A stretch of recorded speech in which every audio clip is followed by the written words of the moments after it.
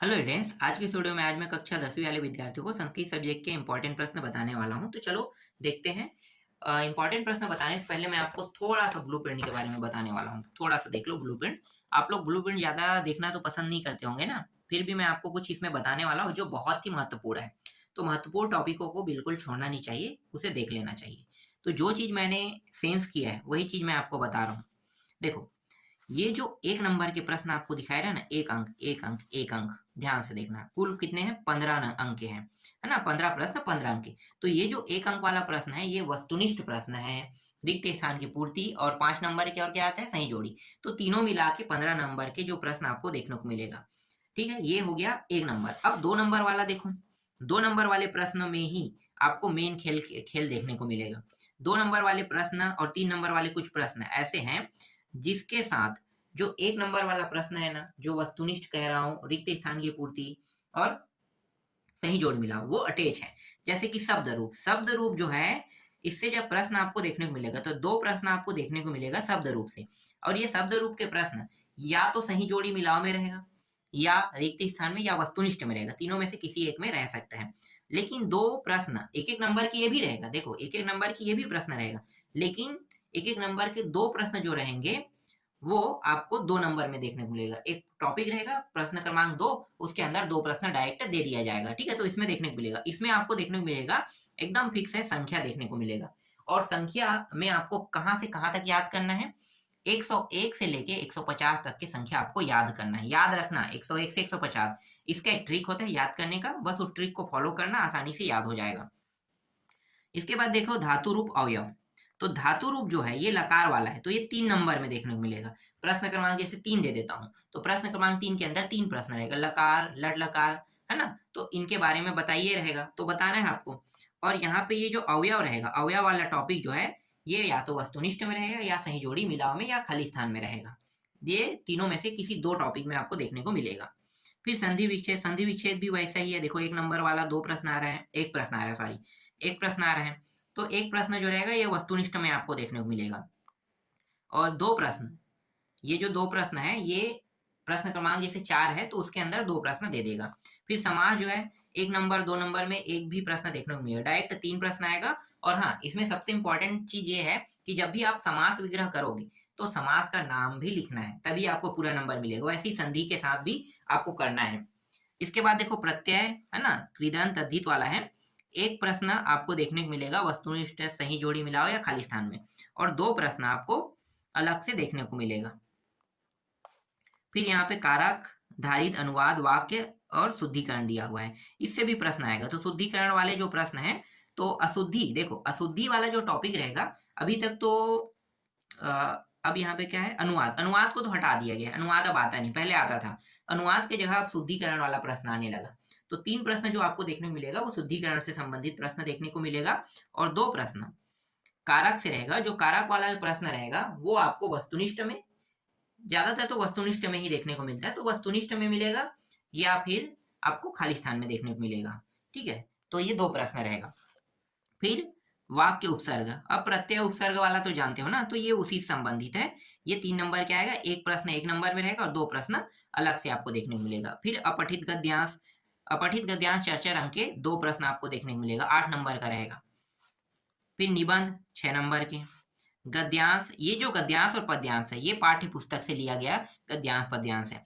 और ये जो गद्यांश पद्यांश है, 3 3 प्रश्न आएगा ना। पहले ये जो प्रश्न आता था वो अनुवाद में आता था, आसान रहता था, अनुवाद में आता था। अब अनुवाद में नहीं आता है, अब थोड़ा सा टफ कर दिया है।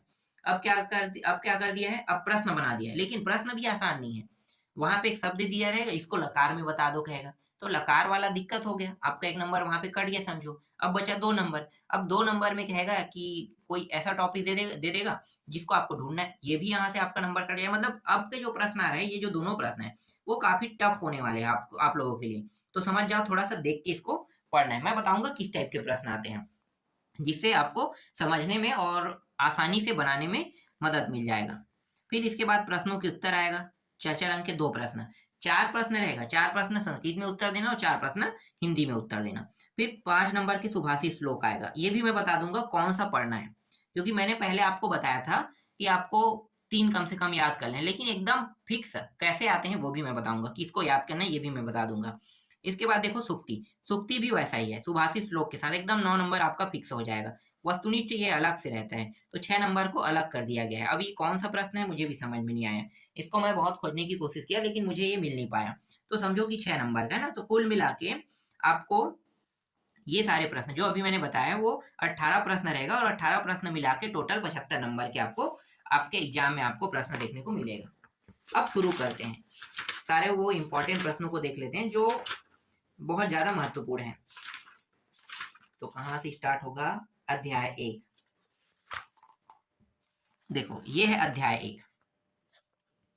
अब यहाँ पे अध्याय का नाम दे दिया है, इसे आपको देखना नहीं है, ये वार्तालाप से शुरू हो गया ना। ये परीक्षा बोध है, आप लोगों के पास परीक्षा बोध परीक्षा सार होगा, जो प्रश्न दे रहा हूँ वो सारे प्रश्न आपको आसानी से मिल जाएगा।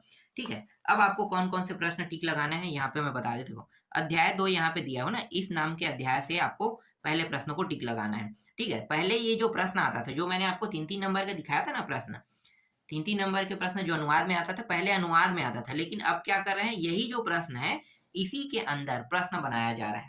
ठीक है, तो अभी इन प्रश्नों को टिक लगा लो, मैं आपको बाद में बताऊंगा, लास्ट इसको पूरा बताने के बाद बताऊंगा। ठीक है, चलो एक बता देता हूँ। देखो इस टाइप के प्रश्न आते हैं, ये जो है 2024 में पूछा गया प्रश्न है।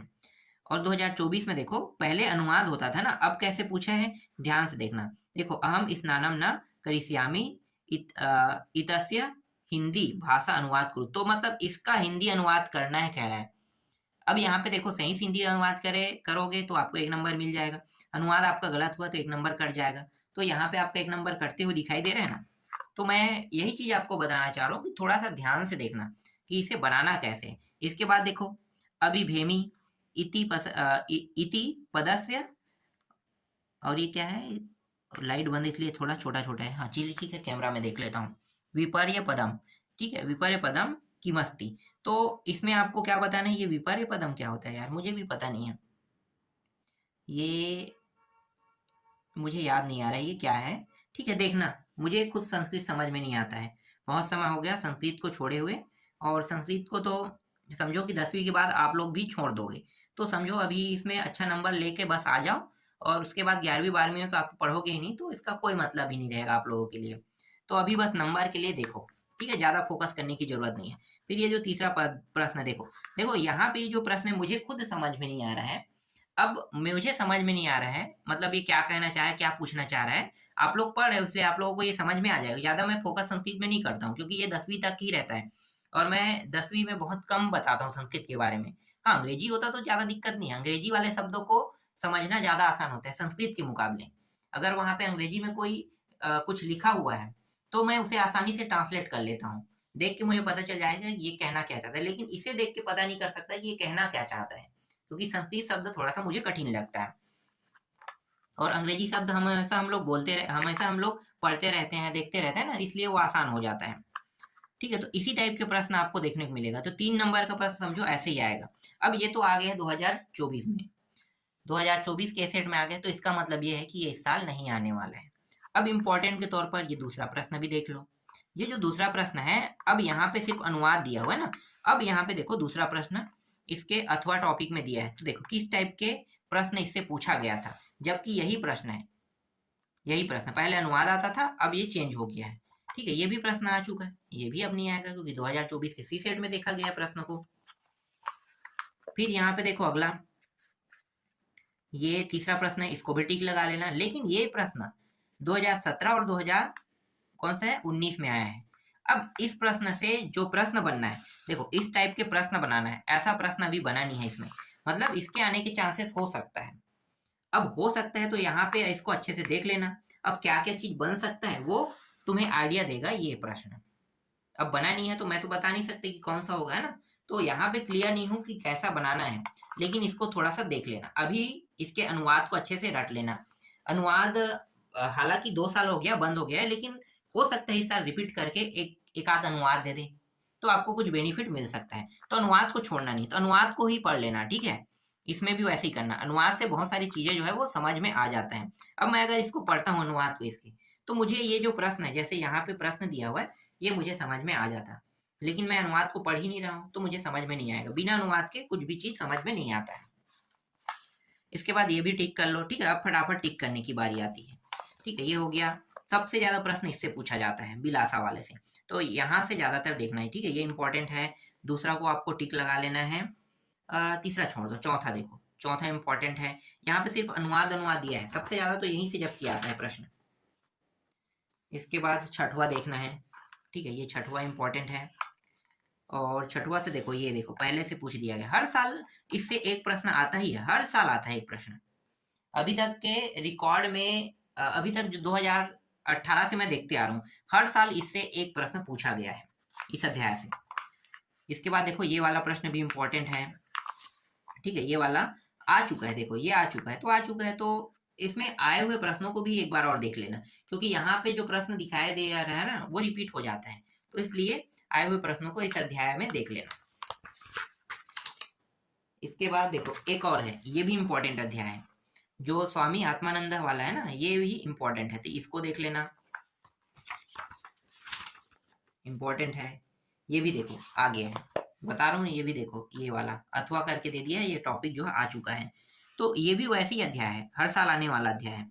इसके बाद ये प्रश्न इंपॉर्टेंट है, इसको देख लेना। फिर ये जो चौथा प्रश्न, नहीं चौथा छोड़ दो, एक आधी प्रश्न था और हर साल तो आने वाले हैं, लेकिन छोड़ दो, थोड़ा कम है, चांस कम रहता है। इसके बाद लाइट आ गया, देखो इस प्रश्न को देखना है, इसको टिक लगा लेना, ठीक है। ये वाला भी टिक लगा लेना। ये सब अनुवाद है, जो मैं बता रहा हूँ वो सारे के सारे प्रश्न अनुवाद है। और देखो यहाँ पे ये जो प्रश्न 2018 में आया था, इसको बना के देखो, इस तरीके से बना दिया गया था। पहले अनुवाद आता था, लेकिन अब ये पूरा टॉपिक क ख ग करके 3 प्रश्न रहेगा, और 3 ही प्रश्नों में देखो अजीब सा टॉपिक पूछा जाता है। यहाँ पे विशेषण पूछा जाए ना, विशेषण पद कौन सा है ये तुम्हें निकाल के बताना है। इसी तरीके से कुछ न कुछ पूछा जाएगा, जैसे कि यहाँ पे विलोम पद बोल रहा है, तो विलोम पद को निकालना है, ठीक है, तो निकाल के बताना है। हालांकि यहाँ पे उत्तर दिया हुआ है, लेकिन पहले ये देखना है कि तुम्हें विलोम बनाना आता है कि नहीं आता है, विशेषण किसे कहते हैं ये तुम्हें पता है कि नहीं पता है, तभी तो तुम आसानी से इनमें से जो पूछा गया है वो निकाल के बता सकते हो ना। और यहाँ पे पूरा पूरा वाक्य रहेगा, इन चारों में से देखो यहाँ पे ये पूरा एक वाक्य है, इस वाक्य में से कोई एक जो होगा, ठीक है, ये पूरा यहाँ तक के, ठीक है, 1 2 3 3 ही तक के है ना, तो इन तीनों में से कोई एक जो रहेगा वो विशेषण रहेगा। जैसे कि यहाँ पे देखो, यहाँ पे एक और कहा पूछा है, विलोम पद पूछा है ना, तो विलोम पद पूछा है, तो विलोम पद आपको बताना है, एक मिनट, विलोम, ठीक है, तो ये जो शब्द है इसका विलोम बताना है, मतलब उल्टा बताना है, ठीक है। तो ये तो सीधा है, समझो, विकेतुम दिया हुआ है तो क्या होगा, क्रेतुम हो जाएगा ना, तो उल्टा आपको बताना है। तो उसी तरीके के टॉपिक जो है आपको थोड़ा सा देखना होगा। फिर ये वाला प्रश्न इंपॉर्टेंट है, इसको भी टिक लगा लेना। फिर ये प्रश्न भी देख लो, ये अध्याय 7 दिया हुआ है इसमें, ठीक है। ये पूरा गद्यांश से टॉपिक में बता रही है, इंपॉर्टेंट है। ये इंपॉर्टेंट है, दूसरा प्रश्न। ये चौथा प्रश्न देख लेना, ये इंपॉर्टेंट हो गया। इसके बाद और क्या नहीं है इसमें। फिर ये 8वां वाले में देखो, ये वाला इंपॉर्टेंट है, ठीक है, इसको देख लेना। ये भी देख लेना, ये भी इंपॉर्टेंट है। और कोई इंपॉर्टेंट है, देखो ये 8वां प्रश्न बस इंपॉर्टेंट, बस इतने प्रश्नों को आपको देखना है, ठीक है। जितना बताया गया है उन्हीं सभी प्रश्नों को देख लेना, अच्छे से देखना। और जो मैं प्रश्न बता रहा हूँ जैसे विलोम विश्लेषण पर, तो ये आसान रहता है, इसका उत्तर आप लोग बना सकते हो। इससे अगर थोड़ा सा हट के प्रश्न आता है ना, तब दिक्कत होता है। चलो आगे देखते हैं कहाँ से, ठीक है। हाँ, अब देखते हैं श्लोक से। देखो 3 प्रश्न, 2 प्रश्न तो समझो कि गद्यांश से आएंगे, अब 2 प्रश्न पद्यांश से भी वैसे ही आएंगे। तो इंपॉर्टेंट कौन सा है देख लेते हैं। एक ये इंपॉर्टेंट है, दूसरा इंपॉर्टेंट है, ठीक है, तीसरा है, और इसमें चौथा है। इसके बाद यहाँ पे ये दूसरा से पद्यांश वाले टॉपिक के दूसरा से ये इंपॉर्टेंट है, फिर ये इंपॉर्टेंट है, और किसी को नहीं देखना है, जो टिक लगाने के लिए कह रहा है उसी को देखना है। जबकि ये जो प्रश्न है, देखो ये प्रश्न आ चुका है, ये रहा, इसके लिए प्रश्न जो है बनाया गया है। तो बनाया गया है, कैसे बनाया गया है इसको थोड़ा सा देख लेना, ये तुम्हें समझने में मदद करेगा ना कि कैसे बनाया गया। देख लो, जैसे यहाँ पे ये विपर्याय पदम मतलब क्या है, पर्यायवाची पूछ रहे हैं क्या। पर्याय पदम कहता है तो मैं समझ जाता कि पर्यायवाची, और विपर्याय पदम का मतलब मुझे समझ में नहीं आ रहा है क्या कह रहा है। ठीक है, थोड़ा थोड़ा तो मुझे भी अभी भी संस्कृत आता है, इतना भी इसमें बेकार नहीं हूँ। ठीक है, तो ये मुझे समझ में आया, लेकिन ऐसी टाइप के प्रश्न जो है एग्जाम में आएगा। और ये भी देख लेना। ठीक है, अनुवाद तो सबका देखना ही देखना है आपको, अनुवाद आसान बना देगा। ये प्रश्न इंपॉर्टेंट है, और ये 11वां, बस इतने को। फिर अगला देखते हैं, अगले में ये वाला प्रश्न इंपॉर्टेंट है। और देखो ये प्रश्न आ चुका है ना, देख लो किस तरीके से प्रश्न पूछा गया है, ये आपको देखना है। मेन टॉपिक यही रहेगा कि आपको क्या देखना है कि ये किस तरीके से प्रश्न जो है वो पूछ रहा है। 23 और 24 से स्टार्ट हुआ है, पहले अनुवाद आता था, आसानी से इसमें नंबर मिल जाता था, अनुवाद को बनाते थे नंबर मिल जाता। लेकिन अब क्या हो गया, जैसे ये टॉपिक दिया है ना, ये थोड़ा सा कठिन कर दिया, अब आसानी से नंबर नहीं मिलता। क्रियापद तो बता दोगे, ठीक है, क्रियापद पूछ रहा है, ये देखो पर्याय पद हम कहे, पर्यायवाची है, ये मुझे पता चल गया पर्यायवाची है। क्रियापद भी ज्यादा टफ नहीं है, पर अजीब सा टॉपिक पूछता है तो वो समझ में नहीं आता। इसके बाद देखो ये वाला प्रश्न टिक लगा लेना, ये वाला प्रश्न टिक लगा लेना। ठीक है, ये और ये, अगर तुम लोग लकी होगे ना तो अनुवाद इस साल दे दे तो बहुत अच्छी बात है, अनुवाद आ जाए तो ज्यादा अच्छा है, क्योंकि अनुवाद आसानी से बन जाता है। ये प्रश्न टिक लगा लेना। ठीक है, ये सुभाषित श्लोक से है, इसमें बहुत सारे प्रश्न इंपॉर्टेंट रहते हैं, ये भी है इंपॉर्टेंट। देखो यहाँ पे आ भी चुका है एक प्रश्न, ये वाले प्रश्न को बनाया है, देखो कैसे बनाया है देख सकते हो।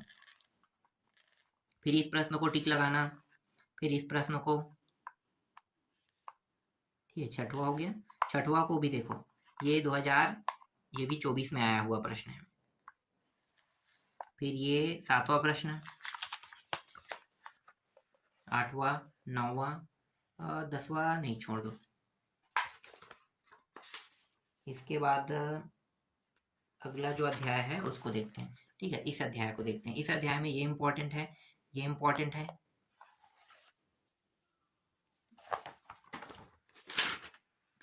और कौन सी इंपॉर्टेंट है, 1 2, और ये भी 2024 में आ चुका है, देखो ये वाला, ये जो तीसरा मैं टिक लगवा रहा हूँ ये इंपॉर्टेंट है, कह के बता रहा हूँ, ये आ चुका है 2024 में आ चुका है, तो इसके चांसेस भी नहीं के बतौर है, समझो ये वाला प्रश्न। और इसमें और इम्पोर्टेंट तो नहीं दिख रहा है, इतने ही प्रश्न इसमें इम्पोर्टेंट है। उन्हें जितना मैंने अभी टिक पर आया ना, उन्हीं में से कोई प्रश्न को जैसे यहाँ पे अभी उठाया वैसे ही बना देगा। ठीक है, अब देख लेते हैं कुछ प्रश्न जो है वो बीच में यहाँ पे आ चुका है, 2023 में भी आया है, तो उनको भी मैं आपको बता देता हूँ। थोड़ा सा रुक जाओ, पहले मैं आपको वही प्रश्न दिखा देता हूँ। देखो ये प्रश्न है, हाँ 2023 वाले को फोकस कर लेना थोड़ा सा, ठीक है, तो 2023 वाला, जैसे कि देखो ये श्लोक है, ये श्लोक दिया है और इस तरीके से प्रश्न दिया है, तो ये 2023 में आया है, और ये भी 2023 में आया है, तो इसको भी देख लेना। ठीक है, ये भी देख लेना है आपको, और ये भी देख लेना। हाँ, ये मिलेगा कहाँ पे, मैं आपको बता देता हूँ। देखो जब आप लोग अध्याय 3 पे आओगे, देखो अध्याय 3 पे आओगे, तो अध्याय 3 के अंदर आपको देखना है ये वाला क्रिया कारक वाला टॉपिक। ठीक है, क्रिया कारक वाले टॉपिक के अंदर आपको देखने को मिलेगा ये तीनों प्रश्न, ये प्रश्न, ये प्रश्न और ये प्रश्न।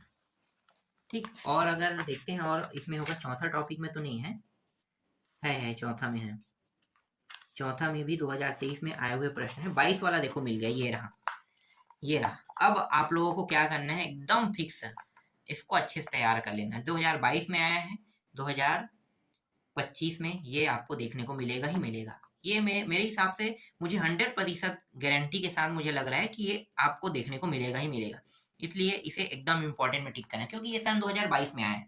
अब 2022 में आया तो इसके पास नया प्रश्न तो नहीं है ना, और कितना नया प्रश्न बनाते रहे, कोई न कोई को रिपीट तो करेगा, तो रिपीट करेगा तो ये प्रश्न को ये रिपीट कर सकता है, और एक आध प्रश्न 2023 का रिपीट करेगा।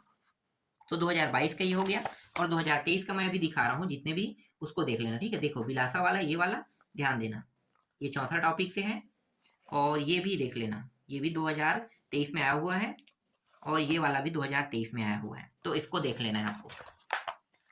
किस्मत वाले हो तो यही प्रश्न अगर आ जाए ना तो बहुत अच्छी बात है, अब वो आपकी किस्मत के ऊपर डिपेंड करता है।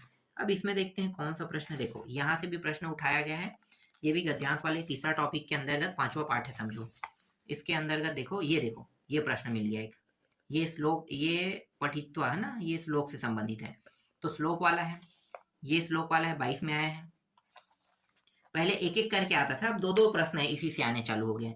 फिर यहाँ पे देखो ये वाला प्रश्न, ये भी ठीक है। ये सन देख लेना, सन इंपॉर्टेंट है, ये 23 से है। 22 वाला जो है वो बहुत महत्वपूर्ण रहेगा, 22 वाले को तो आपको छोड़ना ही नहीं है। 22 वाले को ज़्यादा से ज़्यादा आप लोगों को उसी को देखना है। फिर छठवा से नहीं है, सुभाषित श्लोक से देखते हैं।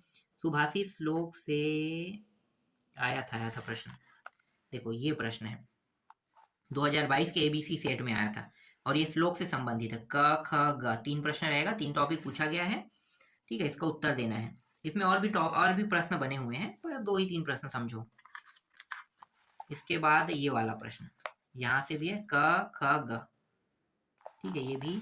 और ये वाला 2022 से ये, तो 22 वाला तो ज़्यादा महत्वपूर्ण ही मानना इसको, तो ये इंपॉर्टेंट समझो। तो ये हो गया, मतलब हमें मिल गया है कि इस साल आने वाले प्रश्न जो है, मुझे लग रहा था कि इस साल जो प्रश्न आने वाले हैं वो नहीं मिलेगा, मिल चुका है समझो अब आप लोगों को। एक एक प्रश्न जो है वो दोनों जो है यहाँ से उठाया जाएगा और एक एक प्रश्न पद्यांश वाले जो टॉपिक मैंने बताया वहां से नया बनाएगा और एक प्रश्न गद्यांश से नया बनाएगा, बस। तो मतलब एक एक प्रश्न आपको मिल गए यहाँ पे, यहीं से उठाएगा और एक एक प्रश्न बाहर से आने वाले हैं। अब देखते हैं स्वामी आत्मानंद वाले टॉपिक में। यहाँ पे देखो, यहाँ भी है एक प्रश्न, ये रहा, ठीक है। 9वां टॉपिक में देखना, तो ये वाला प्रश्न भी इंपॉर्टेंट है, इसको भी देख लेना। इसके बाद 10वां नहीं 9वां 8वां था ना, ये 9वां देख रहे हैं अब। 9वां से नहीं है, 10वां से भी नहीं है, 11वां से भी नहीं है। 11वां से है क्या? 11वां से प्रश्न बनाया गया है, ये वाला प्रश्न आया था 11वां से। ये प्रश्न देखो, अग्रिम वाला ये है ना, ये आया था और ये उसके प्रश्न हैं। तो इस टाइप के प्रश्न आते हैं, तो यहाँ पे 2 अलग अलग खंडों में पूछ दिया है। और ये जो प्रश्न है, ये अग्रिम वाला बता रहा हूँ, ये चर्चा नंबर वाला प्रश्न है, जो मैंने लास्ट में आपको दिखाया था ना, 8 नंबर के प्रश्न जिसको चर्चा नंबर के 2 खंड में आने वाले, वो उससे संबंधित प्रश्न है। तो कुछ हिस्सा यहाँ पे दे दिया, कुछ हिस्से को दूसरे जगह देखेंगे। इसके बाद 13 12 में नहीं है, 13 में नहीं है, 13 में है क्या? बस 13 में नहीं है। इतने ही प्रश्न हैं। तो अभी जितना मैंने बताया उन सभी को अच्छे टिक लगाना और अच्छे से तैयारी करना। देखो, और ज्यादा मेहनत करने की कोई जरूरत नहीं है, जो बताया जा रहा है उनको ज्यादा फोकस करना। अगर बुक में है और जो बता दिया हूं मैं, तो 100% यहीं से आएगा, जो मैंने अभी बताया ना, और इस गाइड से ही आएगा। और अगर वो इस गाइड में नहीं है और आप पढ़ रहे हो, तो बुक के अंदर से आ रहा है, और वो प्रश्न आपसे अगर बन रहा है अच्छा है तो बन जाएगा, नहीं है तो बनेगा ही नहीं, ठीक है। तो समझ जाओ कि वो सबके लिए रहेगा, तुम्हारे बस के लिए नहीं, सभी के लिए रहेगा। तो इसलिए ज्यादा तुम लोग उन टॉपिकों पे ध्यान मत देना। अब यहाँ पे देखो, वार्तालाप से संबंधित है। यहाँ पे अब आ जाते हैं ना, देखो यही अध्याय के सारे प्रश्न उत्तरों को देख लेते हैं, कौन कौन से इंपॉर्टेंट। देखो ये इंपॉर्टेंट है, ये इंपॉर्टेंट है, ये प्रश्न है, ठीक है। प्रश्नों के उत्तर, हिंदी अनुवाद और आपको संस्कृत अनुवाद दोनों याद रखने हैं, ठीक है, ये इंपॉर्टेंट है। और रिक्त स्थान और यहाँ पे सही जोड़ी मिलाओ, सब यहाँ से तो आते हैं, अभी मैं आपको नहीं बताऊंगा। अभी जो बताया जा रहा है उन टॉपिकों को पहले देख लो।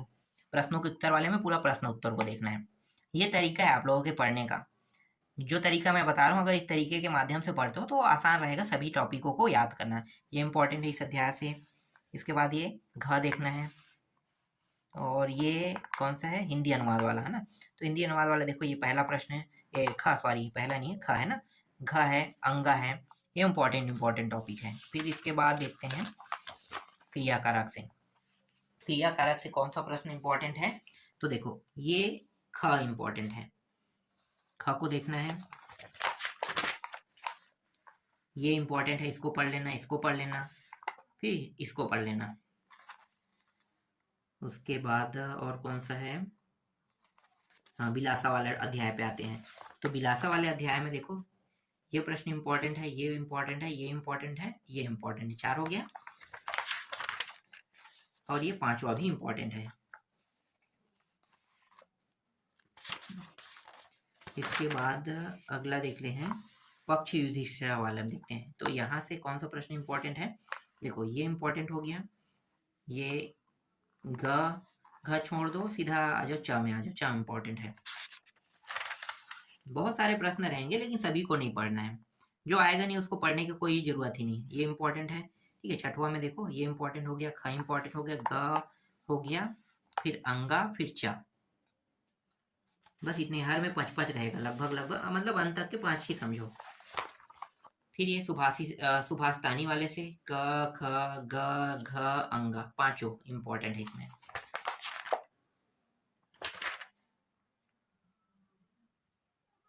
और ठीक है, इतना इंपॉर्टेंट हो गया। फिर अध्याय आते हैं, अगले अध्याय पे। 1 मिनट, इसमें और कोई प्रश्न है क्या? हाँ, जितना बता दिया हूँ वो तो सब है। हिंदी अनुवाद वाला थोड़ी एक आध प्रश्न देखते हैं, नहीं है। ठीक है, अब इसमें आते हैं स्वामी वाला, स्वामी आत्मानंद वाला में। ये इंपॉर्टेंट है, ये इंपॉर्टेंट है, ये ठीक है, और ये भी इंपॉर्टेंट है, और ये भी इंपॉर्टेंट है। और यहाँ पे ये जो चा है ये भी इंपॉर्टेंट है।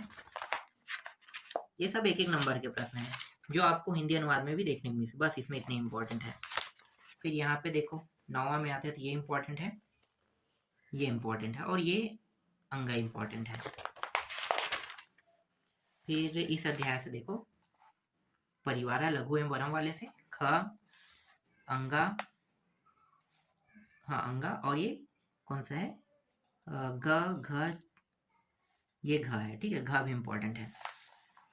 च को देखना है आपको, छ को और ज को भी देखना है। अगला जो अध्याय है उस पे आते हैं, तो यहाँ पे ये इंपॉर्टेंट है, ये इंपॉर्टेंट है, और ये छ और ये ज इंपॉर्टेंट, बस इतना ही इसमें देखना है। और कितने अध्याय बच गए? बस 1-2 अध्याय और होगा। इस अध्याय से ये प्रश्न इंपॉर्टेंट है, ये प्रश्न इंपॉर्टेंट है। अब और तो नहीं दिखाई दे रहा है। अब यहाँ पे इस पे आते हैं 13वां में, फिर ये इंपॉर्टेंट है, ये इंपॉर्टेंट है, और सीधा घ और अंगा को देखना है, और नहीं है, बस इसमें इतना ही इंपॉर्टेंट है।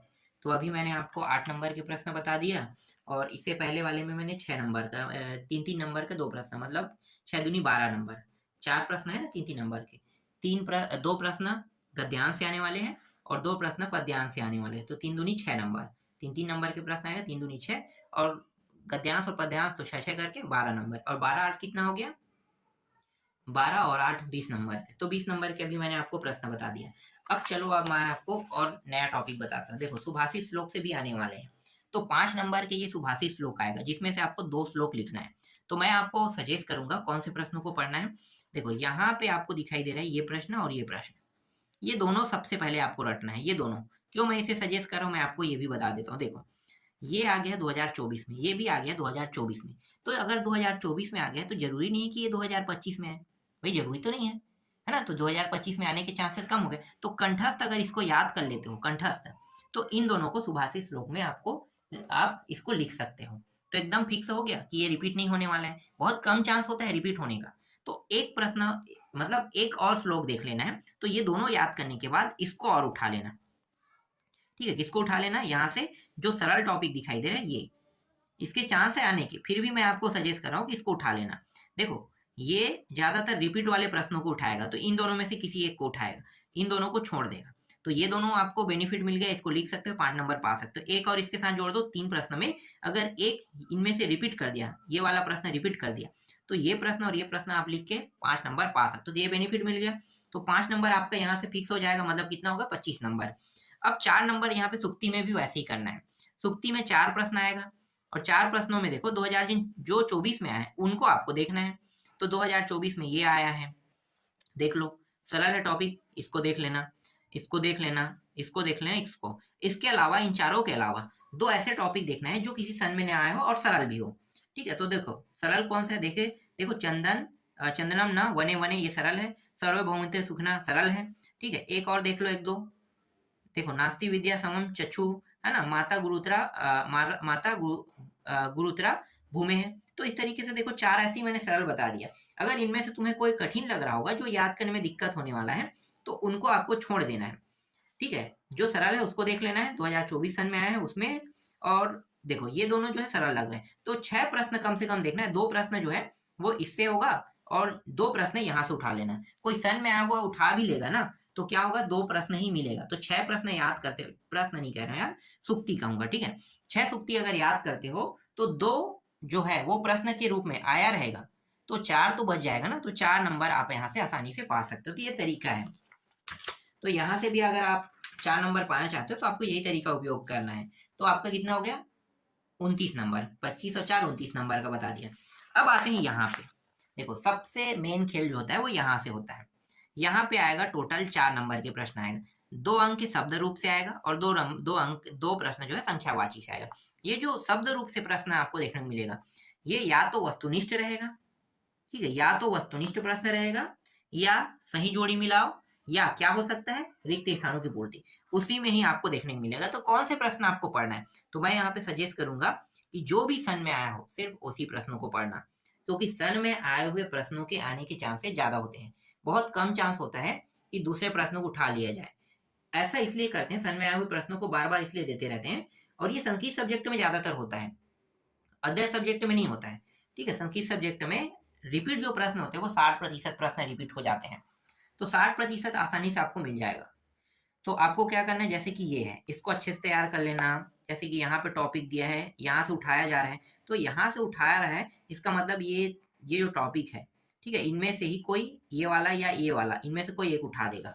इसी तरीके से देखो यहाँ पे भी ये वाला तृतीय वाला है ना, इसको भी उठा सकता है। ठीक है, इसी तरीके से देखो ये वाला, ठीक है, इन सभी को ध्यान से देखना। यहाँ पे देखो इक्रांत वाला है तो यहाँ भी वैसे ही है, सन में आया हुआ है। देखो ये जो है नया है 2024 के सी सेट में आया है, ये बस अलग था। तो ऐसे ही होता है, एक दो प्रश्न ना अलग करेगा, लेकिन देखो ध्यान से देखो तो 2024 के बी सेट में आया और कोई सन में आया वही पूछा गया है। एक प्रश्न आपको देखने को मिलेगा, एक प्रश्न नया उठाएगा वो, तो हर साल की तरह वैसे ही होगा, एक प्रश्न आपको फंसेगा एक प्रश्न रुकेगा। लेकिन ज्यादा पढ़ने की कोशिश करोगे, उस एक नंबर को पाने की भी कोशिश करोगे तो आप लोगों के लिए भी दिक्कत होगा।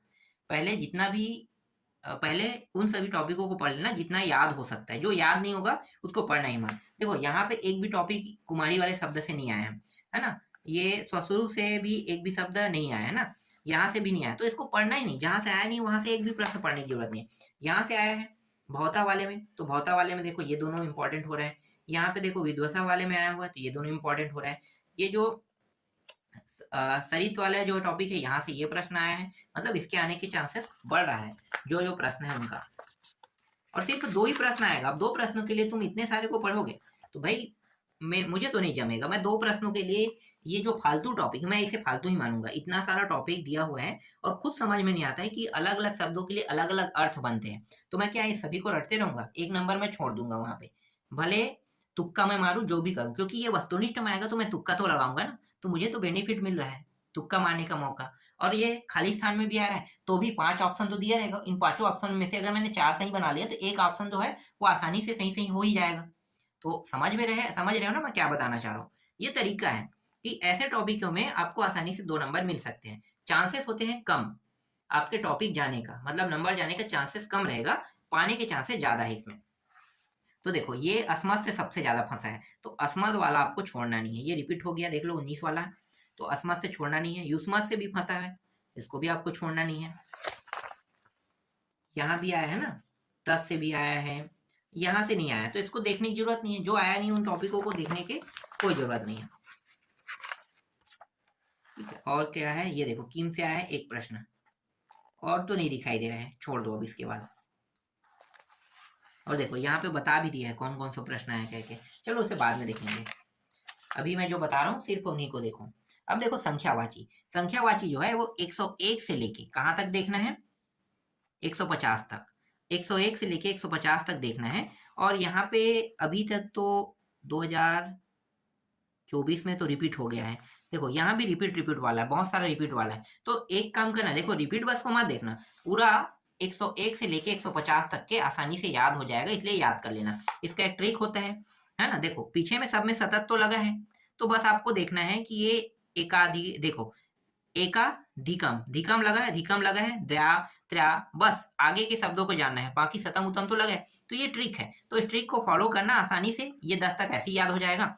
फिर यहाँ पे फिर से कोई ट्रिक लगा होगा, फिर इसके बाद देखना, देखो 111 को क्या कर रहे हैं, है ना, तो धिकम तो लगा हुआ है, तो देखो ये सा से धिकम लगा है ना, साधिकम, और बाकी जो है चतुर्दश है ना, तो यहाँ पे इसे ढंग से देखना।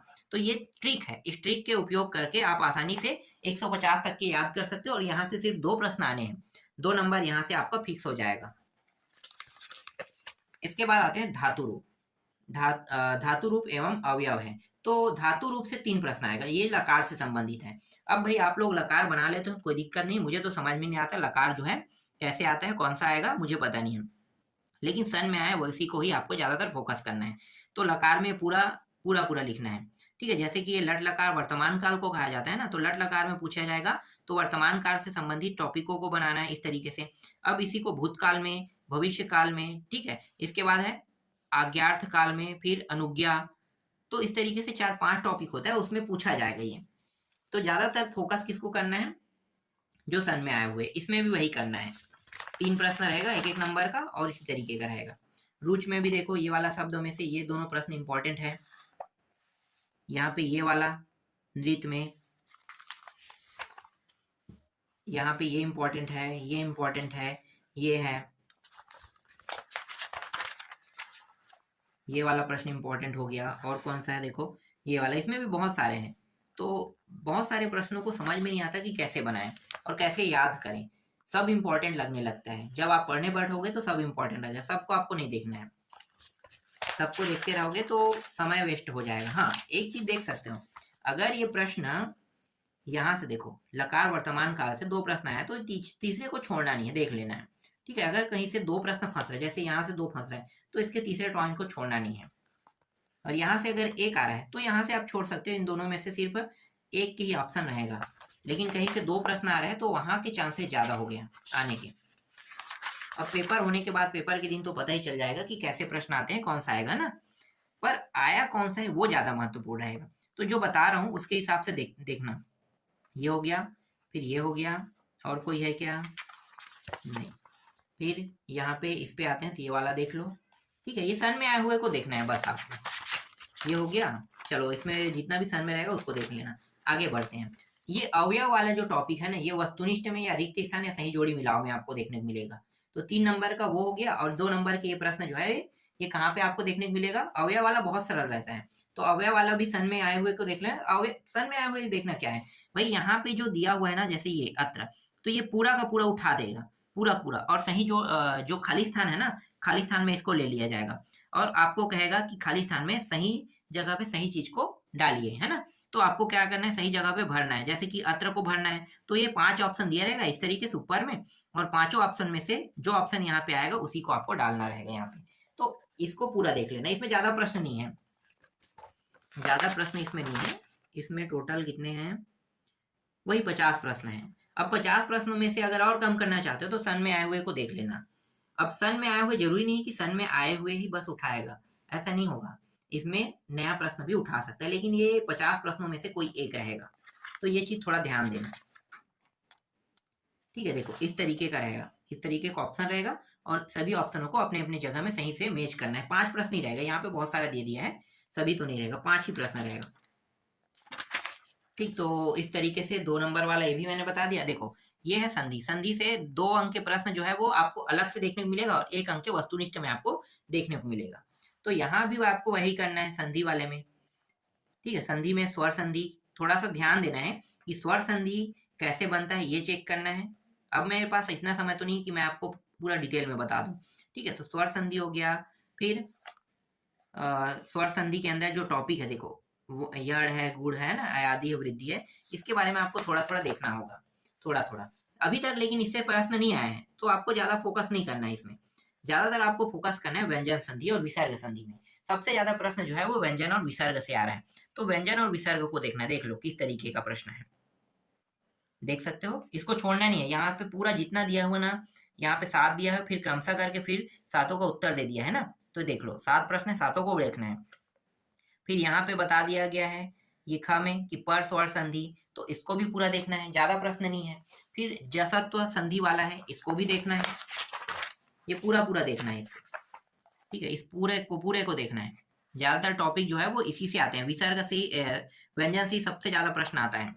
तो व्यंजन का जो प्रश्न है 3 नंबर का, अगर इसे अच्छे से देख लोगे तो हो जाएगा। फिर विसर्ग से थोड़ा कम कर दो, यहाँ से कुछ टॉपिक को देखो और कुछ का जो उत्तर है वो इस तरीके से रहेगा। इसके बाद और क्या है, यहाँ पे देखो ये सब आसान है, संधि को देखना आसान है, तो संधि से ज्यादा दिक्कत तो नहीं होगा। संधि वाला टॉपिक आसानी से बन जाता है, सबको पता है कि संधि कैसे बनाते हैं ना, तो संधि वाला ज्यादा समस्या नहीं लेता है।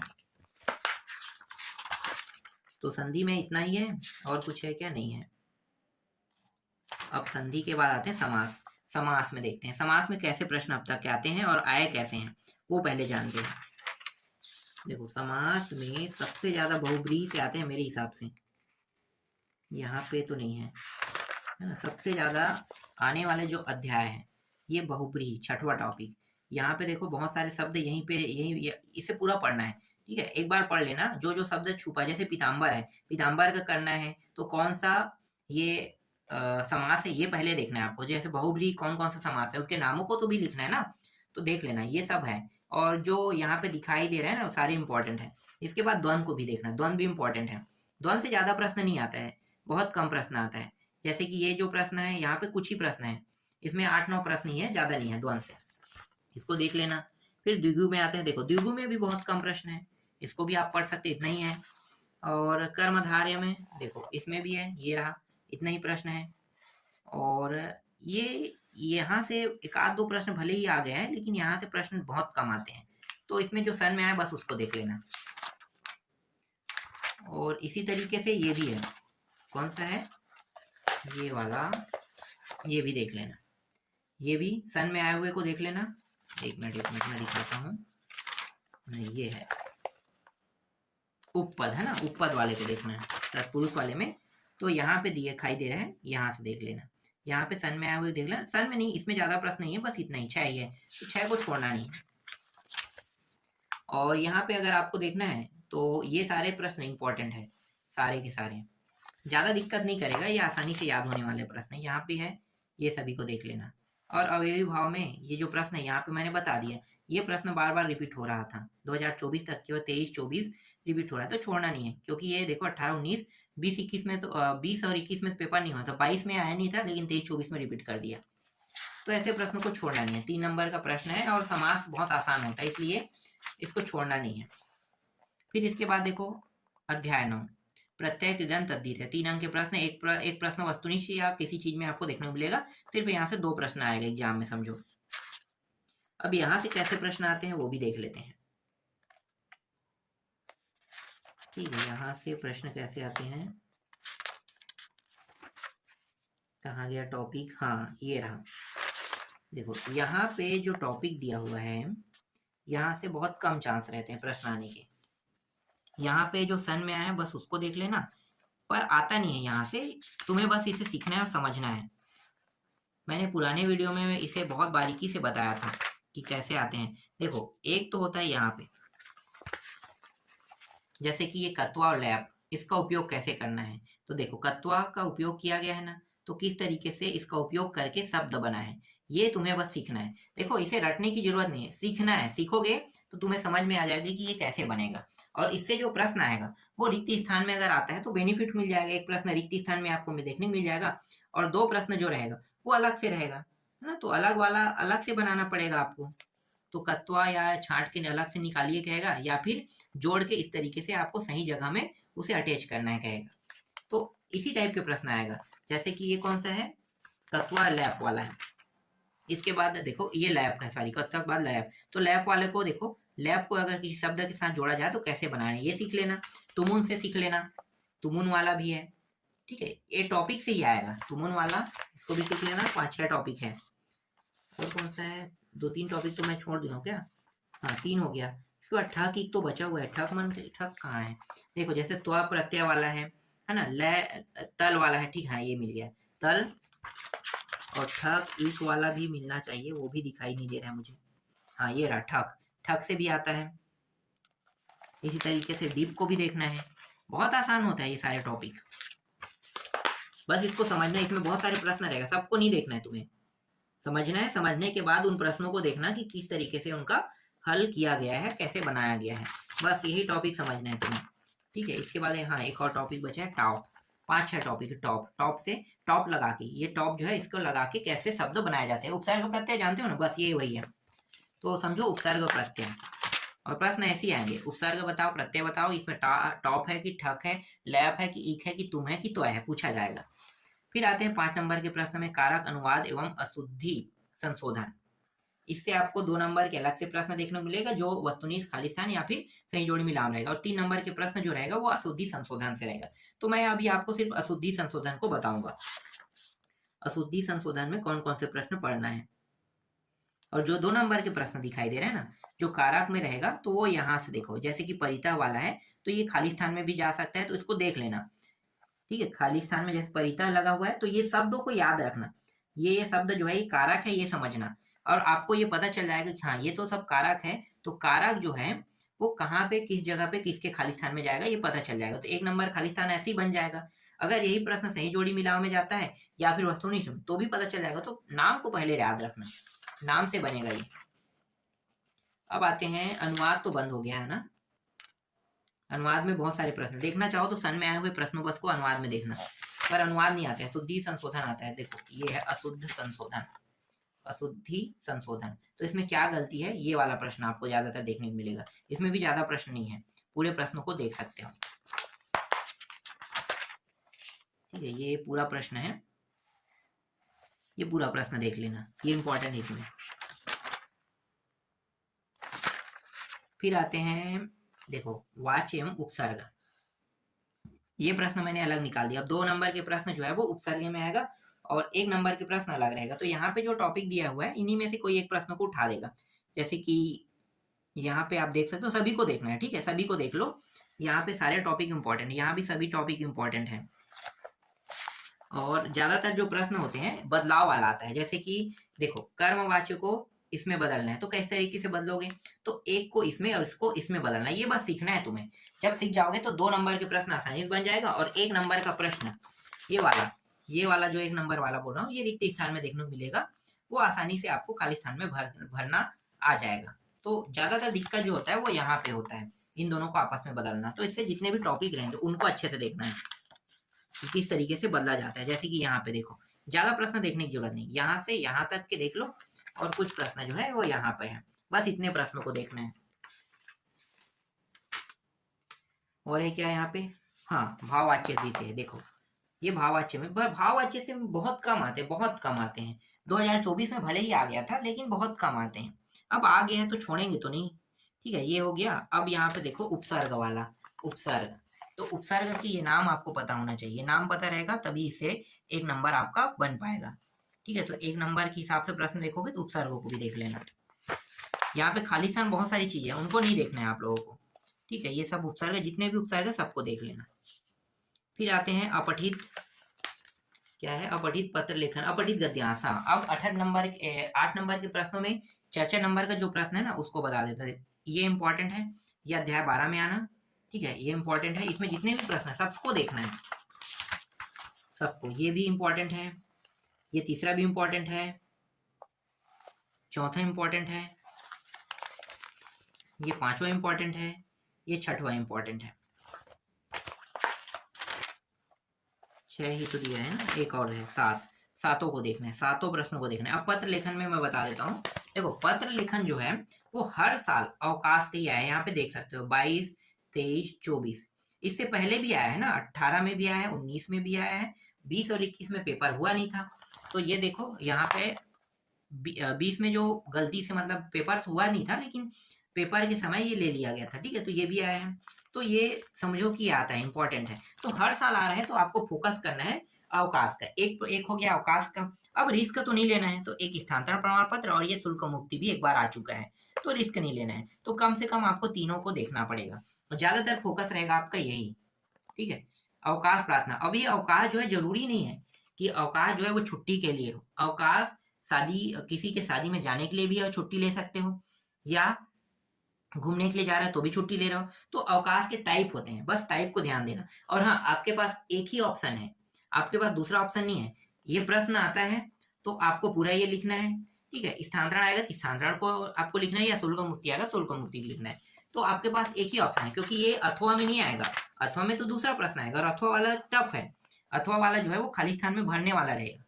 अगर आपके दोस्तों को पता रहेगा तो उससे पूछ लेना, ये प्रश्न नहीं बनेगा तो अथवा वाला अगर आपके दोस्त से अगल बगल से पहले पूछ लेना, अगर उन्हें पता है कि हाँ सही सही ये जगह में भरना है तो बिल्कुल भर देना।